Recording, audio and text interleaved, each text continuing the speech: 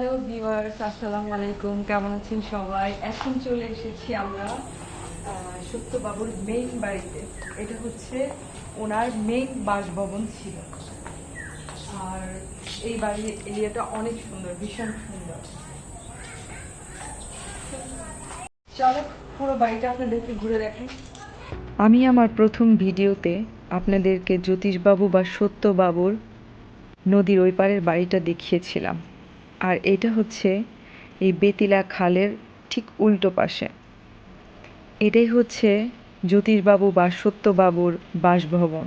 এখানে দুটো বিল্ডিং পাশাপাশি।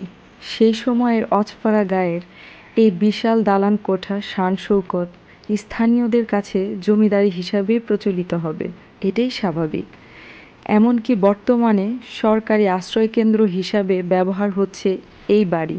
সেখানের সাইনবোর্ডেও বেতিলা জমিদার বাড়ি হিসাবেই পরিচিতি পেয়েছে। এই বাড়ির ইতিহাস খুব একটা পরিচিত নয়, তথ্যগত অভাব। নেট বা বইপত্র ঘেঁটে বিশেষ কোনো কিছুই পাওয়া যায় না। সামান্য কিছু তথ্য পাশাপাশি আপাতত স্থানীয় লোকজনের মুখে আর এখানকার বসবাসরত বাসিন্দাদের কাছ থেকে শোনা গল্পই ভরসা।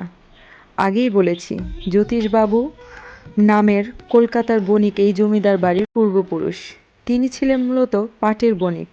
ধারণা করা যায় এই এলাকার পাটের ব্যবসায়ের সুবিধার কারণে এই অঞ্চলে তার আগমন ঘটে।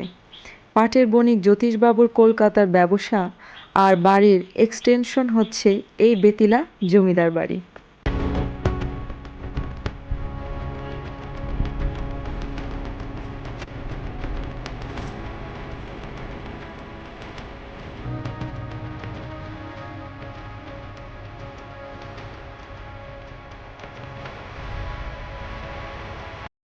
কালের সাক্ষী হয়ে দাঁড়িয়ে আছে জ্যোতিষবাবু বা সত্যবাবুর বাড়ি।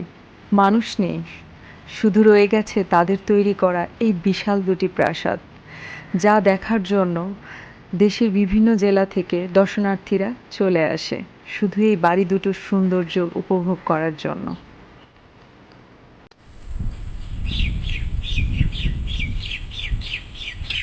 এই বাড়িতে যারা বসবাস করতো তারা তাদের ব্যক্তিগত কাজের জন্য এই পুকুরটা ব্যবহার করতো।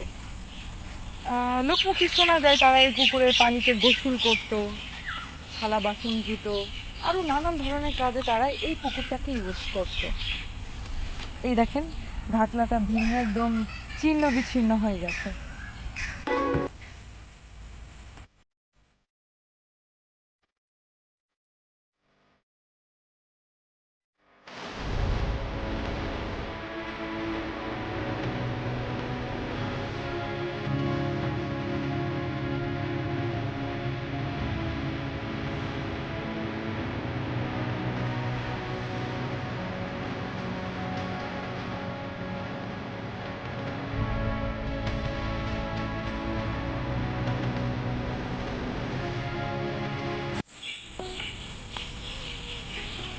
এই সেই কুয়ো, যে কুয়ার পানি তারা পান করত, বিভিন্ন কাজে ব্যবহার করত।